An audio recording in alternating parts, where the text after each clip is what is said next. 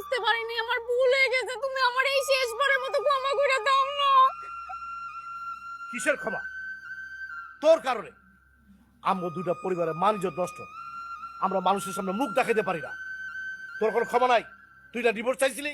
ভাইজান, আমি আর ডিভোর্স চাই না, আমার ডিভোর্স লাগবে না। কিন্তু আমি চাই। হ্যাঁ, আমি চাই। স্ত্রীর চাওয়া পূরণ করা প্রত্যেকটা স্বামীর দায়িত্ব এবং কর্তব্য। একটা পুরুষ তার সংসারের সুখের জন্য কত পরিশ্রম করে, কত কষ্ট করে। আর প্রবাসী হলে তো কথাই নাই। প্রবাসীর দুঃখের কথা, প্রবাসীর কষ্টের কথা কে শুনে? একজন প্রবাসী বিদেশ করে, তার বাচ্চা, তার পরিবার দেশে রেখে যায়, কিন্তু সেই প্রবাসী যখন শুনে তার পরিবার, তার স্ত্রী অন্য জায়গায় প্রেমে জড়িত হয়েছে, এর চেয়ে কষ্টের, এর চেয়ে দুঃখের একজন প্রবাসী আর কিছু হইতে পারে না। তুমি আমার কাছে মুক্তি চাইছিলে না? চাই না, আমি আমার মুক্তি চাই না। বাবারে, মানুষ মাত্রাই তো ভুল করে। ও যখন নিজের ভুল বুঝতে পারছে, ওরে শুধরানোর একটা সুযোগ দে। আর তাছাড়া ও একটা প্রতারকের পাল্লায় পড়ছিল। আমরা দুইজনের ক্ষমা করে দিছি, পারলে তুইও ক্ষমা করে দে। না মা, কারে ক্ষমা করবা তুমি? কারে মুক্তি দিতেছ? আমি দেশে আসার পর থেকে একটা দিন বাকি ছিল না মা, একটা দিন বাদ ছিল না। প্রত্যেকটা দিন আমি তার কাছে গেছিলাম, তারে হাত জোর করে কইছিলাম, তারে বুঝানোর চেষ্টা করছিলাম।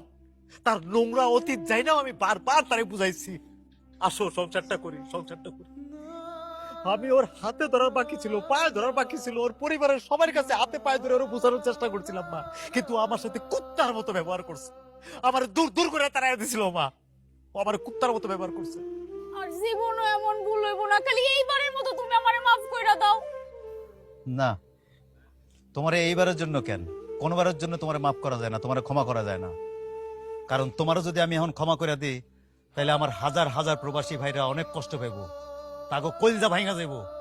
কারণ তোমার মতো বউয়ের সংখ্যা এই দেশে খুব অল্প, অথচ আমার হাজার হাজার প্রবাসী ভাইরা তাদের বউ বাচ্চারা এখানে বিদেশ করতেছে।